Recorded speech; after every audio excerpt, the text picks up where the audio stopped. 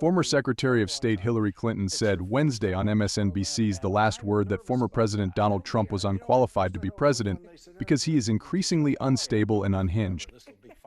Clinton said, "The vice president has pivoted toward the closing argument.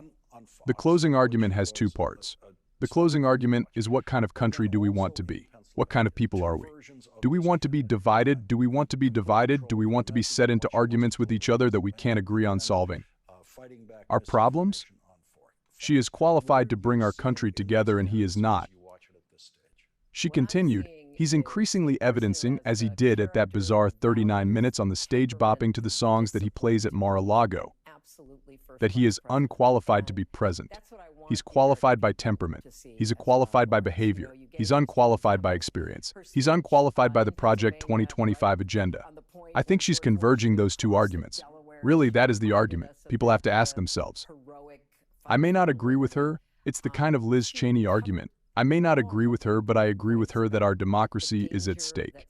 I want to protect our freedom and rights and the rule of law and everything we hold dear. She's our only choice. Clinton added, "He is increasingly unstable and unhinged. We have seen evidence of that, but now it's every day. He's increasingly threatening and dangerous. You were 100% right in your opening to point out he has threatened to put the American military in our streets, not only to deport people he thinks should be deported, but the rest of us who don't agree with them, who have a different view. What is the best interest of America?" I think it's a positive argument for her, but more importantly, for our country, for our democracy and freedom. It's a reminder how dangerous he is. I know you well enough to know you're really enthusiastic about her. Now, here's what else I know. No matter who the Democratic nominee would be, you'd be sitting here. Yes. And you'd be pushing that nominee. And you have done it for every Democratic nominee that you can help, and you always will. But you're really personally enthusiastic about I am so excited about her candidacy. I've known her a long time. Her sister actually worked for me in the 2016 campaign, so I know the family. I did everything I could to help her as vice president. You know, vice president is a tough position for anybody. Here she was, our first woman vice president, coming in during COVID, for heaven's sakes. It was such a complicated time. And I know how well prepared she is, and most importantly, how profoundly she loves and wants to serve this country.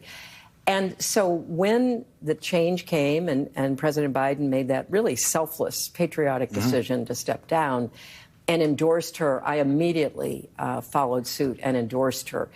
And I think she's run a nearly flawless campaign. She was thrown into the deep end, and she had a great convention. She wiped the floor with Trump in the debate. I could not be more excited. The New York Times account of that day is you're on Martha's Vineyard. By the way, I was on Martha's Vineyard, too, and I had to rush back to. You're on Martha's Vineyard, and your husband gets a phone call from the Vice President of the United States.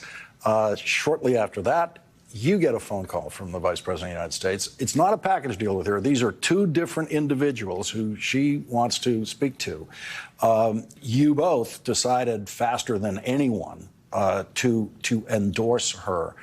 What was that decision about? It was about a couple of things. First of all, it followed Joe Biden's endorsement. Yes. And I thought she had earned it. I thought that she and only she had been on the ticket with him during the primary season. I knew that all the work that had been done in the Biden campaign to raise money would not go to anyone else but her, because she had been the running mate.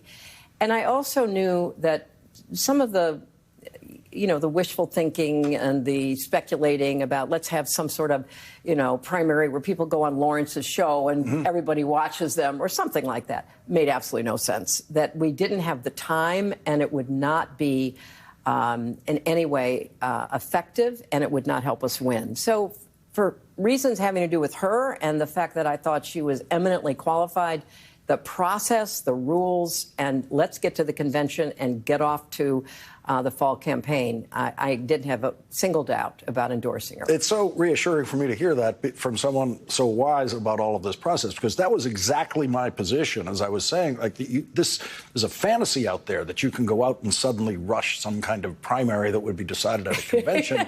Well, first of all, anybody who had any future ambitions, and we have a great bench of Democrats, wouldn't touch it with a 10-foot pole. Right, and they didn't. And they didn't. Right. Yeah.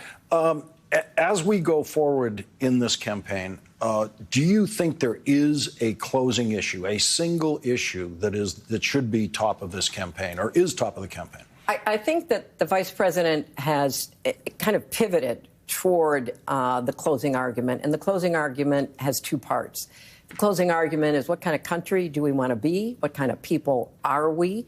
Do we want to be divided? Do we want to be, set into arguments with each other that we can't ever agree on solving our problems?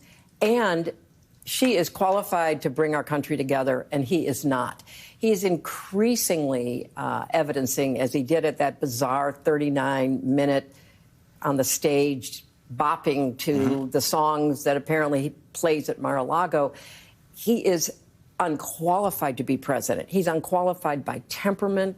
He's unqualified by behavior. He's unqualified by experience. He's unqualified by his agenda, the Project 2025 agenda. And so I think she's converging those two arguments. And really, that is the argument. I mean, people have to ask themselves, look, I may not agree with her. It's the kind of Liz Cheney argument. I may not agree with her on issues, but boy, do I agree with her that our democracy is at stake. I want to protect our freedom and our rights and the rule of law and everything we hold dear. She's our only choice. And guess what? Besides, he is increasingly unstable and unhinged. We have seen evidence of that, but now it's every day, Lawrence. It's every day. And he's increasingly threatening and dangerous. You were 100% right in your opening to point out he has threatened to put the American military in our streets, not only to deport people he thinks should be deported, but the rest of us who don't agree with him, who have a different view about what is the best interests of America. So I think it's a positive argument for her, but more importantly for our country, for our democracy, for our freedom. And it's a reminder of how dangerous he is. We're going to squeeze in a commercial break. We're going to come back. We're going to talk a little bit about your book, which is Something Lost, Something Gained.